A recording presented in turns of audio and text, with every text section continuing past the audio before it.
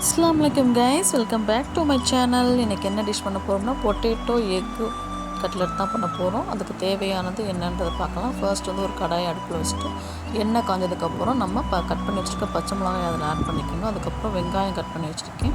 அந்த வெங்காயத்தையும் இது 2 பெரிய வெங்காயம் எடுத்துருக்கேன். அதையும் இதில் சேர்த்து நல்லா பொன்னிறமாக வதக்கி எடுத்துக்கோங்க. ஒரு சைடு வந்து இந்த வெங்காயம் வதங்கிட்டு இருக்கட்டும். நம்ம இன்னொரு சைடு கடாயை அடுப்பில் வச்சுட்டு எண்ணெய் ஆயில் சேர்த்துட்டு முட்டை ஒரு 5 முட்டை எடுத்துருக்கேன். அதை பொடி மாசு மாதிரி நல்லா உப்பு சேர்த்து இந்த மாதிரி கிண்டி எடுத்து வச்சுக்கோங்க. இதோட வந்து வெங்காயம் ஒரு சைடு வதங்கிருச்சு. அதில் வந்து மிளகாய்த்தூள், மல்லித்தூள், கரம் மசாலா, மிளகுத்தூள், அப்புறம் மஞ்சள் தூள் இது எல்லாத்தையும் ஆட் பண்ணிக்கோங்க. 1 by 1 எல்லாமே ஒவ்வொரு டீஸ்பூன் எடுத்துருக்கேன். மிளகுத்தூள் 1/2 டீஸ்பூன் எல்லாத்தையும் சேர்த்து இது மாதிரி நல்லா கிளறிக்கோங்க.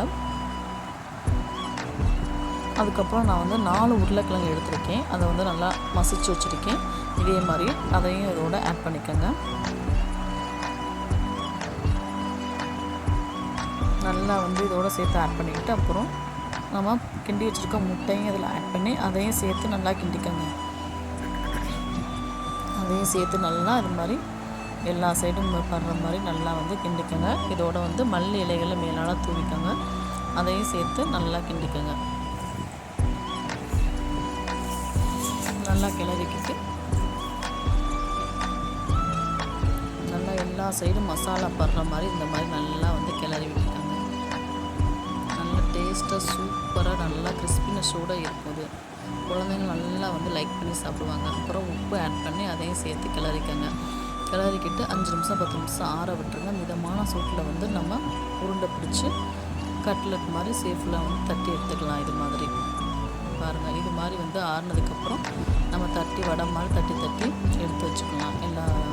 எல்லாத்தையுமே இதே மாதிரி ரவுண்ட் பண்ணிவிட்டு கார்ன்ஃப்ளவர் மாவு கரைச்சி வச்சுருக்கேன். அதில் டிப் பண்ணி அதுக்கப்புறம் ரவையிலையும் டிப் பண்ணி எண்ணெயை காய வச்சு பொரிச்சு எடுத்தோம்னா உருளைக்கிழங்கு முட்டை கட்லெட் வந்து ரெடி ஆகிருச்சு கைஸ். பாருங்கள்.